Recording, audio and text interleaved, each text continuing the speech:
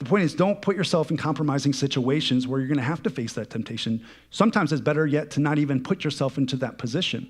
Martin Luther, God that led the Protestant Reformation, he had this great theory and great analogy about this. He said, don't get next to the fire if your head is made of butter. Stay away from the fire if your head is made of butter. What does he mean by that?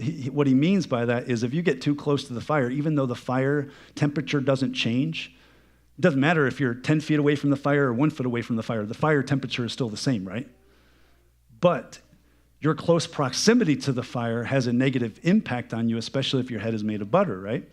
And so the closer we get to temptation, the closer we are to the source of that thing that can destroy us and consume us and devour our lives. So better to stay away from that source, right? Because that temperature ain't changing. If your head is made of butter, what do?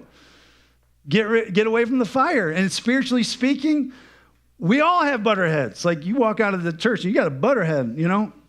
You have butter head. You spiritually speaking, you're a sinner. You have a sinful nature, and your tendency is you're prone to wander. You're prone to get caught up in your manly, your womanly desires, and you just go off the deep end if you're not careful.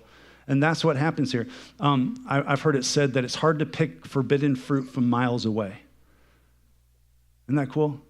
It's really hard. If you just put a bunch of safeguards in your life, it's really difficult just to go from point A to point Z in one stretch, one decision. It's not one decision. It's a series of decisions. And you can see that collectively play out in David's life. It was a series of decisions that he made. Better example, maybe it's just for me, but from my childhood, one of my childhood heroes was Mr. Miyagi. Any Mr. Miyagi fans, Karate Kid fans, just raise your hand, be proud about it. It's okay.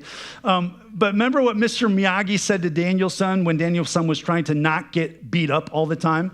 He says, how do I avoid a punch? I want to teach me how to avoid a punch. And Mr. Miyagi said, best way to avoid a punch, in his words, no be there when punch is thrown. No be there. Just don't be there. Don't be in the area of temptation when it strikes. If you don't want to get throat punched by temptation, don't be there, right?